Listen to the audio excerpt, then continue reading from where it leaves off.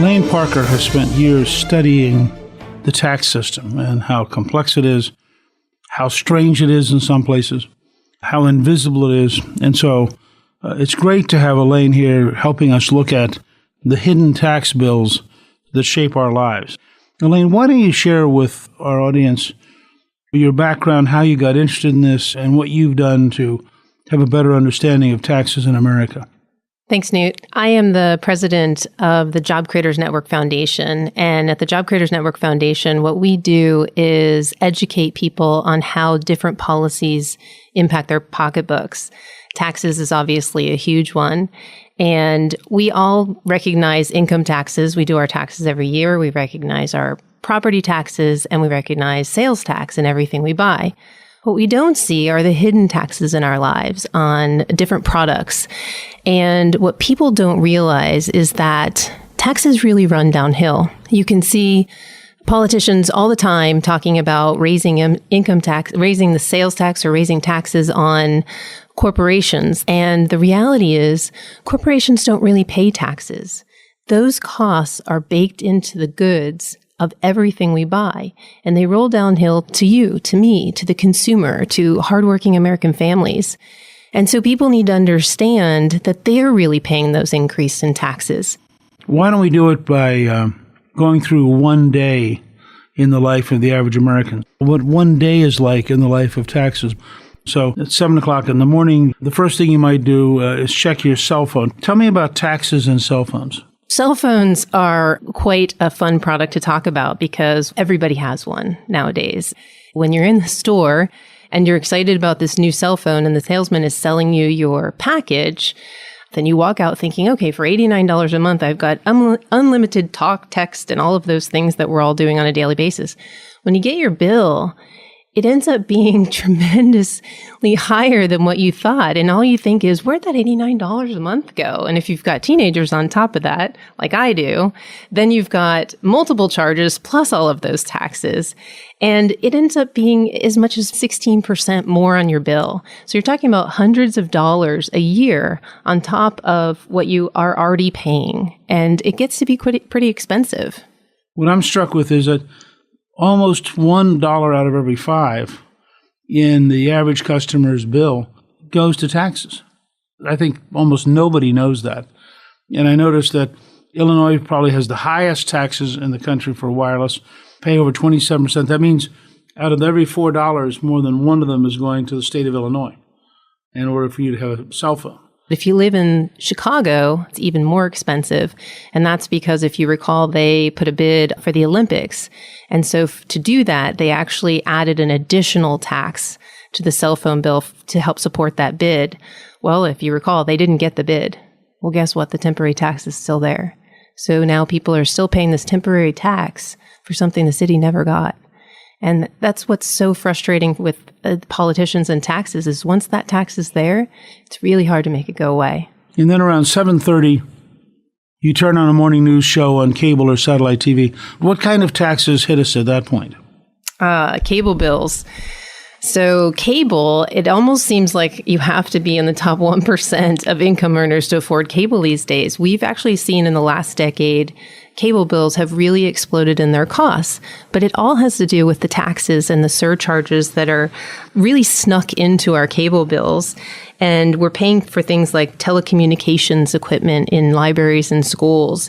And so when you add the average tax onto your cable bill, your basic bill, you're paying anywhere from 10 to 13% more on that cable bill, which makes it understandable why we have all these other non-cable options to watch different types of TV, because cable has become so expensive just as a result of the taxes. You now have paid taxes on your cell phone. You've paid taxes on your cable. You get in the car to go to work. You stop to fill up your gas tank. It's just amazing how much the taxes can be and who's getting them, because you've got a lot of different entities with their hand in the cookie jars. Federal taxes are about 18 cents per gallon. But when you start looking at the individual states and what their tax rates are, it varies widely. They can be, on average, you'll see maybe about 27 cents across the country. But when you look at individual states like, say, New York, it's more than 50 cents a gallon. And Pennsylvania, 70 cents a gallon. Such a tremendous amount of money on top of just the cost of a gallon of gas. Does Pennsylvania have the highest gas tax? Pennsylvania is probably near the highest. California has got a pretty high tax too. So you've now paid taxes to use your cell phone. You've paid taxes to use your cable. You've paid taxes to get to work on gasoline. You decide to go to lunch. You go to a local restaurant and you order a hamburger. Talk to me about all the taxes that are now sitting on your lunch plate. When you look at going to lunch or dinner and ordering a hamburger, the obvious taxes are your sales tax on your meal. But when you think about all the way back to the beginning of where it starts, we've got the farmer who raises the cow, has to pay property taxes on his land, electricity, water. He's got his own income taxes to pay. And then he sells the cow and it goes off to the processing plant. And they have to pay those same exact kind of taxes, but they're also paying payroll taxes to their workers. Then we've got the hamburger meat is transported to a distributor. That trucker pays those taxes, gas taxes that we've just talked about, which are tremendously high by state, and registration fees. And finally, the hamburger makes it to your restaurant that you've gone to and on your plate. And they have to pay all those same taxes that along the lines of those other stops, property, payroll, and income taxes. And all of those taxes add up. They're literally cooked or baked into the cost of your hamburger and makes everything a lot more expensive than it should be. Talk about the taxes built into happy hour. So when you go to happy hour and you decide you want to have a drink, if you're going to have liquor, you're going to pay more in taxes than you might beer or wine. Liquor is got tremendous taxes on it. Federal and state governments have their hand in the cookie jar on this one too.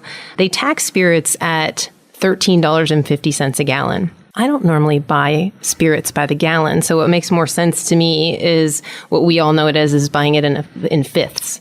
So it's about $2.50 per fifth. And then the state tax on additional taxes that can vary as high as over $7 per fifth. If you go for beer or wine, you're going to save some money because it's not taxed quite as high. If you're spending $10 a week in beer, 40% of that is about what you're paying in taxes. Coming up, we'll talk about the outrageous taxes that are unique and astonishing and vary state by state and city by city. I mean, one of the things that's clear at the margin is that for different reasons, different legislatures and different city councils pick on different taxes that you would not normally think really mattered. And sometimes it's ideological. I mean, for example, there's now a deep commitment that plastic bags are bad. And so more and more places charge you if you get a plastic bag. There are people who think that they're going to reduce the amount of plastic in the ocean by eliminating coffee cup lids. That's why in Colorado, the coffee cup lid is charged extra because it's actually an environmental tax. A lot of cities are now taxing soft drinks. They do it under the guise of health consequences to try and change people's behavior. But really what they do is they literally project out, if we implement this tax, we're estimating we'll get this much in revenue, millions and millions of dollars. And many cities calculate that they'll have tens of millions coming in. So they're not expecting people to decrease their usage of the sugary drinks. And I've got a great example of that. Philadelphia passed a soda tax as well, and they had projected millions of dollars in revenue. And lo and behold, the revenue never came, but not because people stopped the behavior or stopped drinking sodas. It's because they looked at soda consumption just over the state line in New Jersey. People were going across the state line to avoid that tax. So it became tax avoidance, not soda avoidance. I mean, how much of that public health noise do you think is actually just an excuse to raise money? It's absolutely an excuse to raise money. And the states that are doing it, you see why. They're high-tech states already. And so they're looking for imaginative, new, unique ways to create a stream of revenue. For a state that for California, for a state that is so heavy on the health and trying to change people's behaviors with like a soda tax, they are now taxing fruit bought through vending machines. Let me start with, I didn't know you could buy fruit through a vending machine anywhere. But in California, you're going to pay a 33% tax on it to eat a little healthier. And I will bet you if you go back in the legislature and look, you will find that the Grocery Store Association was proposing that because it was diverting business away from the grocery store. A great deal of taxation is not about a theory. It's about one group trying to gain a net advantage over another group. And so you end up with these very arcane provisions, but somebody somewhere thought it was useful. They ended up getting it adopted. Can you talk about some of the more outrageous or oddball taxes? I'm a big bagel fan. I love to eat bagels in the morning. That's when I have my carbs. And in New York, they have an 8-cent bagel cutting tax. But strangely enough, if you don't get your bagel cut, you don't pay the tax. So if you ask for a raisin bagel that is complete, it's 8 cents cheaper than if you ask them to slice it so they can put the cream cheese on. So you can save 8 cents if you carry your own bagel cutter. You have to wonder how they thought that up. So, Newt, I have some oddball taxes here to talk about. In Florida, eager to get parents to make their kids safer, Florida has exempted youth bicycle helmets, booster seats, and other child restraints from sales taxes. So a little bit of an opposite spin there. So again, working to change people's behavior, which that's probably a little easier to do. In California, they have a high proof tax. If your alcohol is more than 100% proof, the liquor tax doubles, which is pretty amazing. In New Jersey, if you want to own a plush or fuel-thirsty ride, that'll cost you extra. There's a 0.4% surcharge that's levied on cars that cost more than $45,000 or have a combined EPA fuel mileage that averages 19 miles per gallon or below. So pretty amazing what some of these taxes, these oddball taxes that are out there. In California, the marijuana dispensaries have to give equal to 2% of their sales to the poor and the homeless because it's seen as an equity issue. It's not fair that the poor and the homeless are not benefiting from the marijuana as much as the people who are paying for it. Here's another one. In Maine, anyone who grows, purchases, sells, handles, or processes blueberries, they're taxed at a rate of 0.015 cents per pound of the blueberries. One of my favorites, though, is if you take a tethered hot air balloon ride in Kansas, it's apparently entertainment, and so you pay a 6.5% tax. But if you release the hot air balloon, it's now transportation. And so you're not taxed. So no one should ever go on a tethered balloon ride in Kansas. If you really want to ride in a balloon in Kansas, make sure that they let you go. I was very struck when I learned that the champagne cost 6 times as much as regular wine in terms of taxes in Minnesota. And I can't wait to see my friends out there. And it explains why they all drink beer. But it's just interesting when you think, how did the legislature reach that conclusion? Another interesting example of a tax is in Pennsylvania, they enacted a temporary tax of 10% on hard liquor back in 1936. It was to help the victims of the Johnstown flood. In 6 years, they had raised $42 million. And it rebuilt the town, and everybody was much happier. But they never ended this temporary tax, and it now accounts for 18% of the cost of every bottle of liquor sold in Pennsylvania.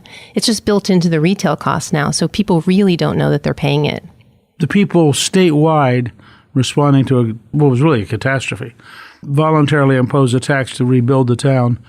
And then did nobody ever try to repeal it? I don't know the history of it, but I do know that just in watching all of the taxes that we see enacted regularly, they don't get repealed. The next time I go to New York, I'm going to go in and check on if I order the bagel without it being sliced, do I get my 8 cents back? Or should I pay the 8 cents in order to have a sliced bagel with my cream cheese? And just see what the conversation's like. I mean, I'll be curious whether the delicatessen is even aware of it.